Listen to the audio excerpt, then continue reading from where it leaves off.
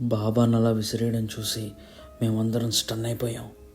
ఎందుకంటే బాబాను విసిరేసింది స్నేహ. అంటే ఆ తల్లి ఆత్మ ఆవహించింది స్నేహాన. ఇన్ని రోజులు ఆశాకి దయ్యం పట్టిందని అనుకున్నాం. ఆ బాబా స్నేహాన్ని తాళ్లతో కట్టేశారు. బాబా మాతో ఇలా అన్నారు, ఈ దయ్యం చాలా తెలివిగా ఆశాని తన గుప్పిట్లో పెట్టుకుంది, మీ అందరినీ మోసం చేసింది.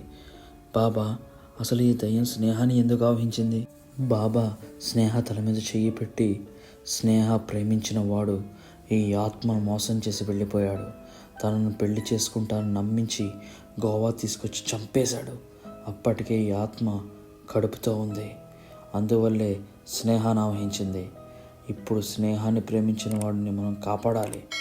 స్నేహ గట్టిగా నవ్వుతూ వాడిని ఎప్పుడో చంపేశాను అని చెప్తుంది.